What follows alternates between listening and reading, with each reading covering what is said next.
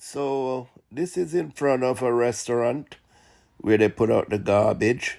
After our time, we got this nasty grease built up. We're about to clean right now.